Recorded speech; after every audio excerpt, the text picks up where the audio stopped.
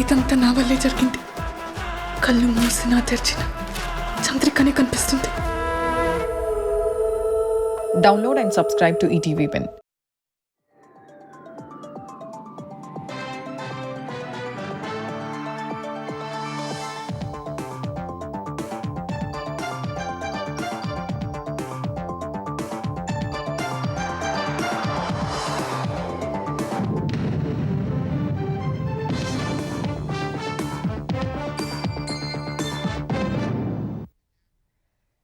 నమస్కారం, ETV news కు స్వాగతం. ముందుగా ముఖ్యాంశాలు. ఎవరెంత బాధపడినా అమరావతి అభివృద్ధి ఆగదన్న సీఎం. గ్రీన్ ఫీల్డ్ నగరంగా నిర్మిస్తామని వెల్లడి. 5 నెలల్లో క్వాంటం కంప్యూటర్ వస్తుందని ప్రకటన. నెల్లూరులో టాటా ఇంగోట్ వేఫర్ తయారీ పరిశ్రమ 120 ఎకరాల్లో 6,675 కోట్లతో ఏర్పాటు.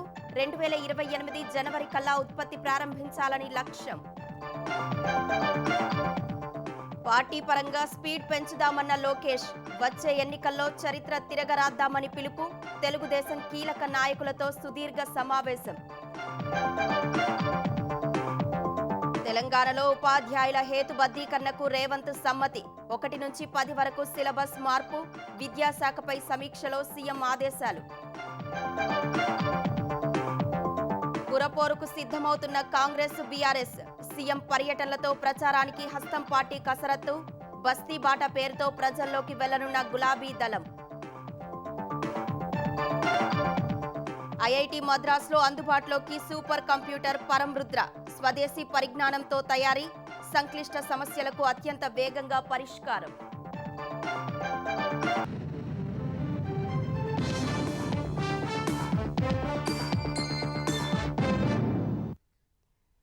ఎవరెంత బాధపడినా అమరావతి భవిష్యత్తు నగరంగా మారి తీరుతుందని సీఎం చంద్రబాబు తెలిపారు. ప్రపంచంలోనే అత్యుత్తమంగా గ్రీన్ ఫీల్డ్ నగరంగా నిర్మిస్తున్నట్లు వెల్లడించారు. భవిష్యత్తులో విజయవాడ, గుంటూరు, మంగళగిరి పూర్తిగా అమరావతిలో కలిసిపోతాయని సీఎం అంచనా వేశారు. విజయవాడలో ఆవకాయ్ అమరావతి సాంస్కృతిక వేడుకల్ని ముఖ్యమంత్రి చంద్రబాబు లాంఛనంగా ప్రారంభించారు. అమరావతి నిర్మాణంలో నూతన సాంకేతిక విధానాల్ని వినియోగిస్తున్నట్లు వెల్లడించారు. అమరావతి దేవతల రాజధాని అని, వెంకటేశ్వర స్వామి దీవెనలతో ప్రపంచ స్థాయి నగరంగా అభివృద్ధి చెందుతుందని పునరుద్ఘాటించారు. ఎంతమంది ఎన్ని బాధపడినా Amaravati future city, best city in the world. That is our contribution. ఇలాంటి డైనమిక్ సిటీ ఎక్కడా ఉండదు. మొత్తం అమరావతి గ్రీన్ ఎనర్జీతో ముందుకు పోతాం, గ్రీనరీతో ముందుకు పోతాం. స్ట్రైట్ రోడ్స్ వస్తాయి, డక్ట్స్ అన్ని వస్తాయి, యుటిలిటీస్ అన్ని. ఎక్కడ చెట్లు కొట్టే పరిస్థితి లేదు, రోడ్డు కట్ చేసే పరిస్థితి ఉండదు. ఇలాంటి లేటెస్ట్ టెక్నాలజీస్ అన్ని వాడుతున్నాం. Vijayawada is the cleanest city. Not only today, for ever Vijayawada, every city will be clean and also every village will be clean. That is our motive. We are going to do accordingly. Blue valley ఏర్పాటుకు ఆంధ్రప్రదేశ్ కంటే మెరుగైన రాష్ట్రం మరొకటి లేదని చంద్రబాబు వివరించారు. ప్రపంచంలోనే తెలుగు జాతిని number 1గా నిలపాలనేదే తమ సంకల్పమని మరోసారి చెప్పారు. 5 నెలల్లో అమరావతికి క్వాంటం కంప్యూటర్ రాబోతోందని సీఎం తెలిపారు. విశాఖలో డేటా సెంటర్లు పెట్టేందుకు చాలా కంపెనీలు వస్తున్నాయని ఆయన వెల్లడించారు. ఏఐ వస్తే ఉద్యోగాలు పోవని, ఉపాధి కల్పనకు పర్యాటకాన్ని ప్రమోట్ చేస్తున్నట్లు చంద్రబాబు వివరించారు. క్వాంటమ్ వ్యాలీ ఎక్కడో లేదు. దేశంలో మొట్టమొదటి క్వాంటమ్ కంప్యూటర్ రాబోయే 5 నెలల్లో ఈ అమరావతిలో వస్తుంది. దానికి మీరు సిద్ధంగా ఉండాల్సిన అవసరం ఉంది. నేను క్వాంటమ్ కంప్యూటర్ గురించి మాట్లాడితే అందరూ వచ్చి మేము కంప్యూటర్లు ఇక్కడే తయారు చేస్తామని, 2 ఏళ్లలో క్వాంటమ్ కంప్యూటర్లు తయారు చేసే శక్తి తెలుగు జాతికి ఉందని మరొక్కసారి మీకు విజ్ఞప్తి చేస్తున్నా. ఆవకాయ్ అనగానే గుర్తొచ్చేది ఆంధ్రప్రదేశ్ అని చంద్రబాబు తెలిపారు. రాబో రోజుల్లో ప్రపంచానికే ఆతిథ్యమిచ్చే స్థాయికి ఏపీ చేరుకుంటుందన్నారు. మన సంస్కృతి సంప్రదాయాల్ని, ఆచారాల్ని కాపాడుకోవాలని సూచించారు. సంక్రాంతి పెద్ద పండుగ. ఎక్కడెక్కడో ఉన్నవారంతా తాము పుట్టిన ప్రాంతానికి వెళ్లి అక్కడ అందరితో కలిసి పండుగ చేసుకోవాలని చంద్రబాబు పిలుపునిచ్చారు. ఆంధ్రప్రదేశ్లో ఇంగోట్ అండ్ వేఫర్ తయారీ ప్రాజెక్టును టాటా పవర్ కంపెనీ లిమిటెడ్ అనుబంధ సంస్థ Tata power renewable energy limited 6,675 కోట్లతో ఏర్పాటు చేస్తోంది. నెల్లూరు జిల్లాలోని ఇప్కో సెజ్లో 200 ఎకరాల్లో ఏర్పాటు కానున్న ఈ ప్రాజెక్టు వల్ల సుమారు 1000 మందికి ఉపాధి లభించనుంది. ఈ ప్లాంట్ నిర్మాణాన్ని 2028 జనవరి నాటికి పూర్తి చేసి ఉత్పత్తిలోకి తీసుకురావాలన్నది లక్ష్యం. మూలధన వ్యయం కింద 5,800 కోట్లు ఖర్చు చేయనుంది. సంస్థకు కేటాయించే భూములను సెజ్ పరిధి నుంచి మినహాయించాలని ప్రభుత్వం నిర్ణయించింది. ఇన్గాట్ వేపర్ల తయారీ యూనిట్కు అవసరమైన విద్యుత్ కోసం క్యాప్టివ్ విధానంలో 200 మెగావాట్ల సౌర విద్యుత్ ప్లాంట్ ఏర్పాటు చేయనుంది. దీనికి అవసరమైన భూములను నెట్ క్యాప్ కేటాయించనుంది. కనిగిరి రిజర్వాయర్ నుంచి పైప్లైన్ ద్వారా రోజుకు 12.6 మిలియన్ లీటర్ల నీటిని సంస్థ వినియోగించనుంది. సెమీ కండక్టర్స్, సోలార్ సెల్స్ తయారీకి ఇంగోట్స్ వేఫర్స్ అవసరం ఉంటుంది. ఫోన్లు, ఎలక్ట్రానిక్ భాగాలు, సౌర విద్యుత్ ఉత్పత్తికి ఇవి బేస్గా పనిచేస్తాయి. వైర్లు, షీట్లు, యంత్ర విడిభాగాల తయారీలో ఇంగోట్స్ వినియోగిస్తారు. ఎలక్ట్రానిక్స్లో క్లిష్టమైన మైక్రో ఫ్యాబ్రికేషన్ ప్రక్రియల్లో వేఫర్లు వినియోగిస్తారు. వీటిని దేశీయంగా టాటా సంస్థ తయారు చేయనుంది. మడ అడవులు, వాటిల్లోని జీవ వైవిధ్యాన్ని పరిరక్షించడంలో ఆంధ్రప్రదేశ్ను జాతీయ స్థాయిలో ఆదర్శంగా నిలుపుతామని ఉప ముఖ్యమంత్రి పవన్ కళ్యాణ్ ప్రకటించారు. గతేడాది రాష్ట్రంలోని తీర ప్రాంతాల్లో 700 హెక్టార్లలో మేర మడ అడవులు పెంచినట్లు వెల్లడించారు. భవిష్యత్తులోనూ ఇదే స్ఫూర్తితో పనిచేస్తామన్నారు. తీర ప్రాంతాన్ని రక్షించేందుకు 3 దశల్లో మడ అడవుల పెంపకం, గ్రీన్ బెల్ట్ అభివృద్ధి చేస్తామని చెప్పారు. మడ అడవుల పెంపకం, సుస్థిర ఆదాయమనే అంశంపై విజయవాడలో నిర్వహించిన జాతీయ కార్యశాలకు పవన్ ముఖ్య అతిథిగా హాజరయ్యారు. ఏపీ భౌగోళిక విస్తీర్ణంలో 50% మేర పచ్చదనం పెంచాలని లక్ష్యంగా నిర్ణయించుకున్నట్లు వెల్లడించారు. Not a routine plantation program. It is a large-scale green defense system designed to protect our coast, our people, and our future. Through this initiative, we aim to create continuous shelter belts using mangroves and shelter belt plantations, protect coastal villages, agriculture, ports, fisheries, and vital infrastructure. Chandrababu ఒక్కరే మన నాయకుడు అనేది తెలుగుదేశం శ్రేణుల single line, single agenda అని నారా లోకేష్ స్పష్టం చేశారు. తనతో పాటు మిగిలిన పార్టీ శ్రేణులంతా సైనికులేనని తేల్చి చెప్పారు. నూతనంగా నియమించిన పార్లమెంటరీ పార్టీ అధ్యక్షులు, ప్రధాన కార్యదర్శులు, జోనల్ కోఆర్డినేటర్లతో ఉండవల్లిలోని నివాసంలో మంత్రి లోకేష్ సమావేశం నిర్వహించారు. పార్టీ పిలుపు అందిపుచ్చుకొని కార్యక్రమాలు సమర్థంగా అమలు చేస్తే అన్ని నియోజకవర్గాల్లోనూ విజయం సాధించవచ్చని ఆయన దిశానిర్దేశం చేశారు. ఇందుకు ఉదాహరణ మంగళగిరిలో విజయమేనని వెల్లడించారు. పార్లమెంటరీ పార్టీ అధ్యక్షులు, ప్రధాన కార్యదర్శులకు ఇచ్చిన బాధ్యతలు సక్రమంగా నెరవేర్చాలని స్పష్టం చేశారు. పనితీరుపై 3 నెలలకోసారి సమీక్షిస్తానన్నారు. అందరం కలిసి పార్టీని బలోపేతం చేద్దామన్నారు. నెలకోసారి కూటమి పార్టీ నేతలతో సమావేశం కావాలన్నారు. ప్రతి ఒక్కరూ సాంకేతికతపై అవగాహన పెంచుకోవాలని సూచించారు. ఇన్ఛార్జ్ మంత్రులతో సమన్వయం చేసుకొని జిల్లాలో పాలనాపరమైన అంశాలను వారి దృష్టికి తీసుకెళ్లాలని నిర్దేశించారు. పార్టీకి కార్యకర్తే అధినేత అని లోకేష్ తేల్చి చెప్పారు. మరింత స్పీడ్ పెంచి వచ్చే ఎన్నికల్లో విజయం సాధించి చరిత్ర తిరగరాద్దామని పార్టీ నూతన కార్యవర్గానికి పిలుపునిచ్చారు. భవిష్యత్ అవసరాలకు తగినట్లు 1 నుంచి 10వ తరగతి వరకు సిలబస్ మార్పుపై వెంటనే కసరత్తు ప్రారంభించాలని అధికారులను ముఖ్యమంత్రి రేవంత్ రెడ్డి ఆదేశించారు. తెలంగాణలోని అన్ని ప్రభుత్వ పాఠశాలల్లో స్వచ్ఛంద సంస్థల ద్వారా బ్రేక్ఫాస్ట్, మధ్యాహ్న భోజనం అందించేందుకు ప్రణాళికలు రచించాలని సూచించారు. హైదరాబాద్లో నిర్మిస్తున్న కొత్త పాఠశాలలు వచ్చే విద్యా సంవత్సరానికి అందుబాటులోకి రావాలని ముఖ్యమంత్రి స్పష్టం చేశారు. 10 ఏళ్ల తర్వాత ఉపాధ్యాయుల హేతుబద్ధీకరణకు సీఎం ఆమోదం తెలిపారు.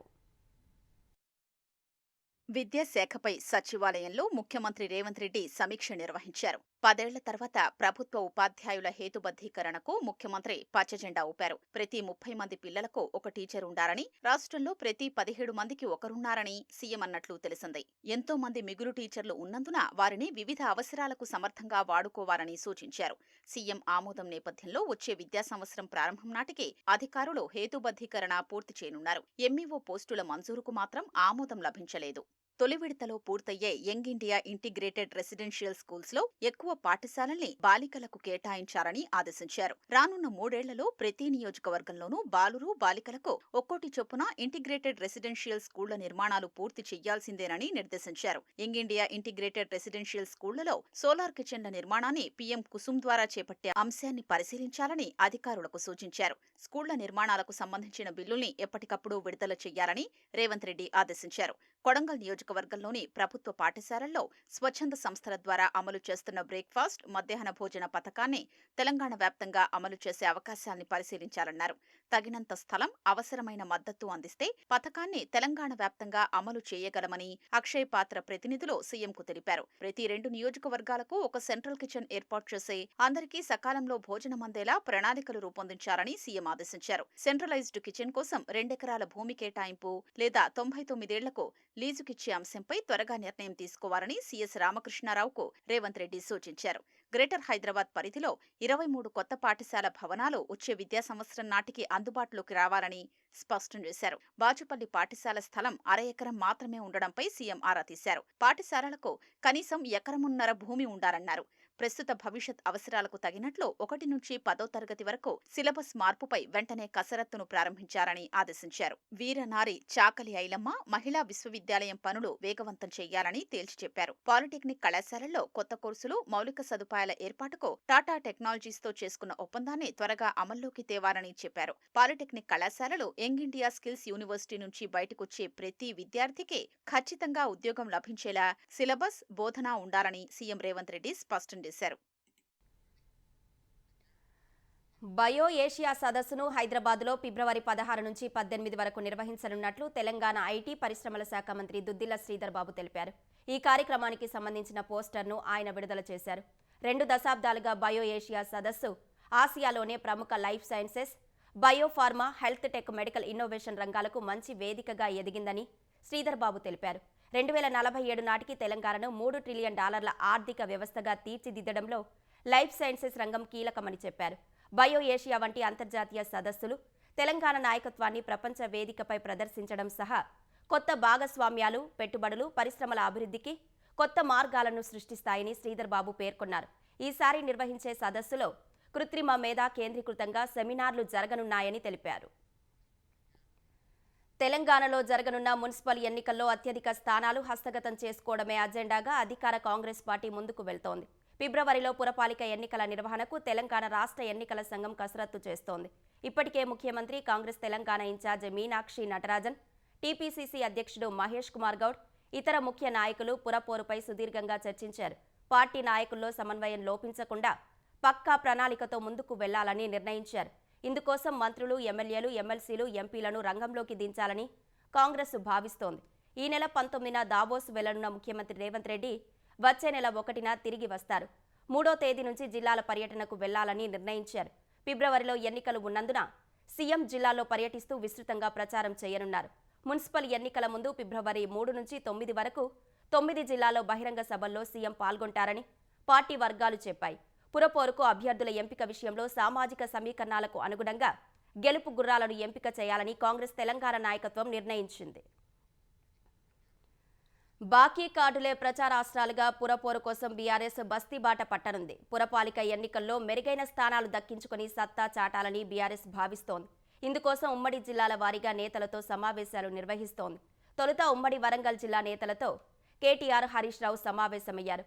కేసీఆర్ హయాంలో చేసిన కార్యక్రమాలను వివరిస్తూనే హామీల అమల్లో కాంగ్రెస్ వైఫల్యాలను ఎండగడుతూ ప్రజల్లోకి వెళ్లాలని నిర్ణయించారు. బస్తీ బాట చేపట్టి బాకీ కార్డుల ద్వారా ప్రచారం చేయాలని ఆదేశించారు.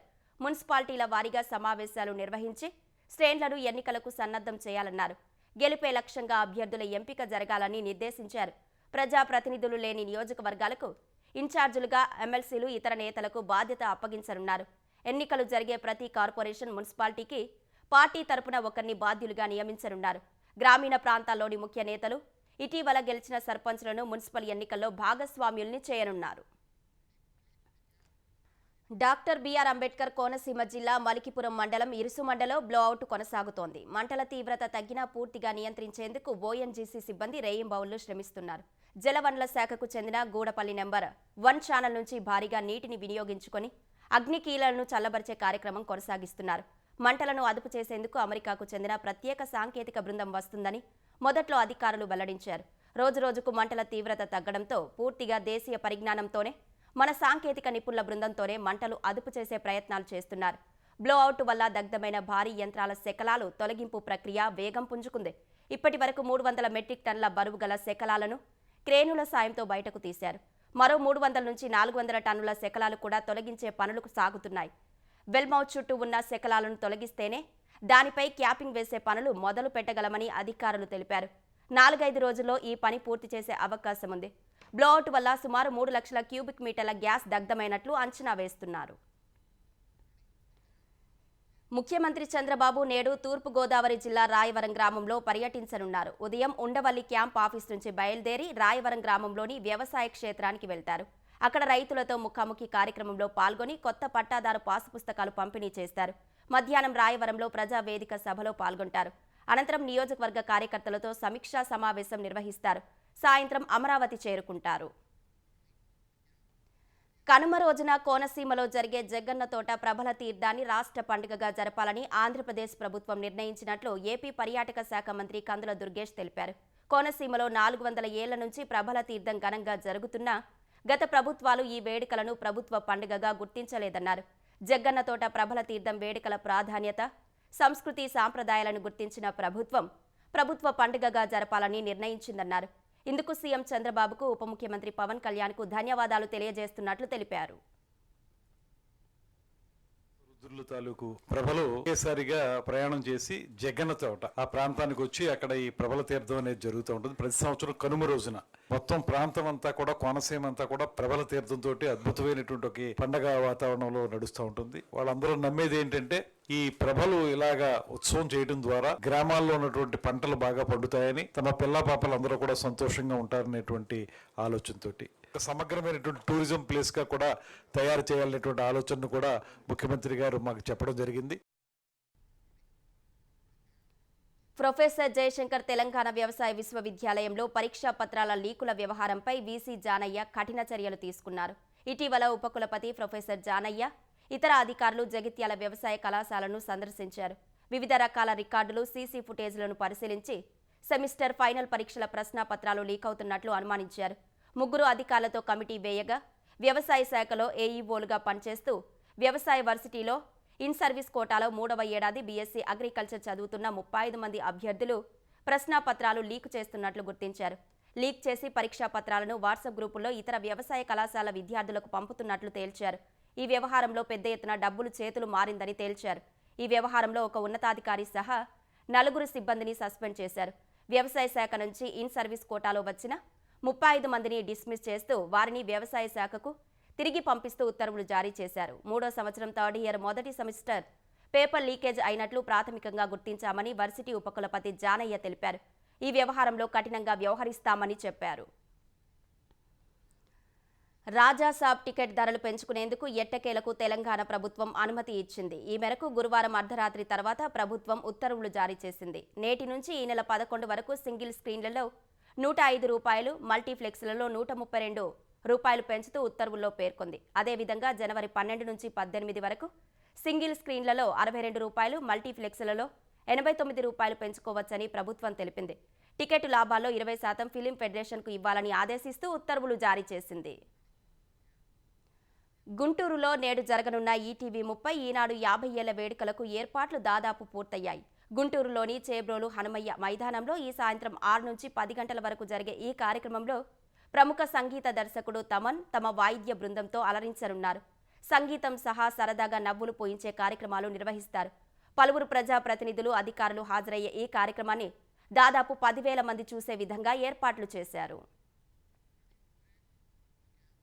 వెనెజువేలాపై మరిన్ని దాడులు చేసే విషయంలో డొనాల్డ్ ట్రంప్ అధికారాలకు కత్తెర వేసేలా ఒక తీర్మానాన్ని అమెరికా సెనేట్ ముందుకు తీసుకెళ్లింది. పశ్చిమ అర్ధగోళంలో ట్రంప్ తన ప్రాబల్యాన్ని పెంచుకోవాలనుకుంటున్న తీరుపై సెనేట్ అసమ్మతిని వ్యక్తం చేసింది.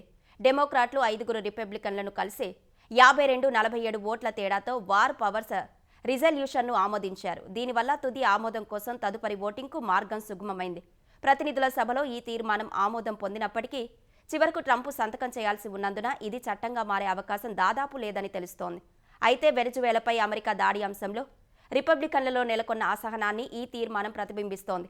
ట్రంప్ ప్రభుత్వం ప్రస్తుతం వెనెజువేలా చమురు వనరులు, అక్కడి ప్రభుత్వాన్ని తమ నియంత్రణలోకి తీసుకోవాలని చూస్తోంది. ఈ తీర్మానం ప్రకారం ఆ దేశంపై మరిన్ని దాడులు చేయాలంటే కాంగ్రెస్ ఆమోదం తప్పనిసరిగా మారుతుంది. రష్యాకు చెందిన చమురు ట్యాంకర్ను అమెరికా సైన్యం స్వాధీనం చేసుకోవడాన్ని మాస్కో తీవ్రంగా ఖండించింది. అమెరికా సైనిక చర్య యూరో అట్లాంటిక్ రీజియన్లో సైనిక రాజకీయ ఉద్రిక్తతలను మరింత పెంచుతుందని రష్యా విదేశాంగ శాఖ పేర్కొంది. శాంతియుత నౌకాయానంపై బలప్రయోగం చేసే ధోరణిని ఈ చర్య ప్రోత్సహిస్తుందని ఆందోళన వ్యక్తం చేసింది. తాజా పరిణామంతో మాస్కో, వాషింగ్టన్ మధ్య సంబంధాలు మరింత క్షీణించే అవకాశం కనిపిస్తోంది.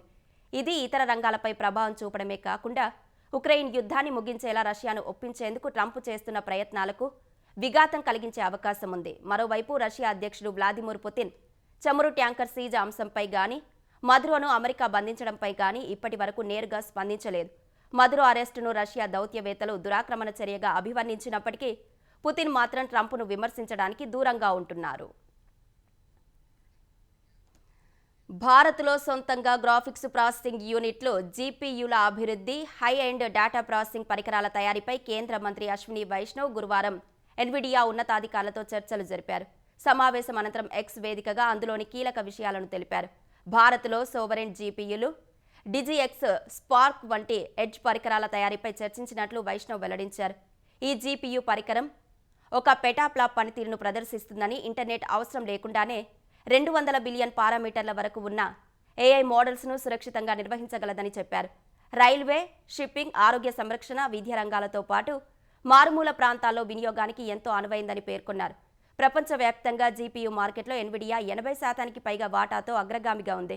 ఆర్టిఫిషియల్ ఇంటెలిజెన్స్ సాంకేతికతల అభివృద్ధికి ఈ జీపీయూకు ప్రపంచవ్యాప్తంగా భారీ డిమాండ్ ఉంది. మరోవైపు ఇండియా ఏఐ మిషన్ కింద ప్రారంభ లక్ష్యం 10,000 కాగా ఇప్పటికే 38,000 జీపీయూలను కేంద్రం అందుబాటులోకి తెచ్చింది. ఏఐ డెవలపర్ల కోసం గంటకు కేవలం 65 రూపాయలకే జీపీయూలను కేంద్ర ప్రభుత్వం అందిస్తోంది. ఐఐటి మద్రాసులో స్వదేశీ పరిజ్ఞానంతో అభివృద్ధి చేసిన 3.1 పెటాప్లాప్ పరంరుద్ర సూపర్ కంప్యూటింగ్ సిస్టమ్ అందుబాటులోకి వచ్చింది. సీడాక్ సిరీస్ సర్వర్లతో దేశంలో తయారైన ఈ వ్యవస్థ ఓపెన్ సోర్స్ సాఫ్ట్వేర్పై నడుస్తుందని ఐఐటి మద్రాస్ గురువారం ఒక ప్రకటనలో తెలిపింది. సంక్లిష్టమైన సమస్యలను వేగంగా, ఖచ్చితంగా పరిష్కరించడానికి వీలు కల్పిస్తుందని తెలిపింది. Aerospace, materials, climate modelling, drug discovery వంటి రంగాల్లో ప్రపంచ స్థాయిలో పోటీ పడేందుకు కూడా వీలుంటుందని ఐఐటి మద్రాస్ పేర్కొంది. కేంద్ర ఎలక్ట్రానిక్స్, ఇన్ఫర్మేషన్ టెక్నాలజీ శాఖ కార్యదర్శి ఎస్ కృష్ణన్ ఈ సూపర్ కంప్యూటింగ్ సిస్టమ్ను ప్రారంభించారు. దేశవ్యాప్తంగా ఉన్న సంస్థలో ఇప్పటికే 37 సూపర్ కంప్యూటర్లు ఉన్నాయని ఆయన చెప్పారు. 8 ఏళ్ల క్రితం టాటా గ్రూప్ చేతికి వెళ్లిన ఎయిర్ ఇండియా ప్రైవేటీకరణ తర్వాత మొట్టమొదటి డ్రీమ్ లైనర్ విమానాన్ని అందుకుంది. ఈ నెల 7న బోయింగ్ తన సియాటెల్ ప్లాంట్ నుంచి డ్రీమ్ లైనర్ను డెలివరీ చేసింది. డీజీసీఏ తనిఖీల తర్వాత కొత్త డ్రీమ్ లైనర్ ప్రయాణికులకు అందుబాటులో రానుంది. ప్రభుత్వ ఆధ్వర్యంలో ఉన్నప్పుడు 2017 అక్టోబర్లో ఎయిర్ ఇండియా చివరి డ్రీమ్ లైనర్ విమానాన్ని కొనుగోలు చేసింది. ఇన్నేళ్ల తర్వాత మరో డ్రీమ్ లైనర్ విమానం ఎయిర్ ఇండియాకు అందింది. అందులో economy, premium economy, business class ఉంటాయి. ఎయిర్ ఇండియాను కొనుగోలు చేసిన టాటా గ్రూప్ 2023లో 350 ఎయిర్ బస్, 220 బోయింగ్ విమానాలకు ఆర్డర్ చేసింది.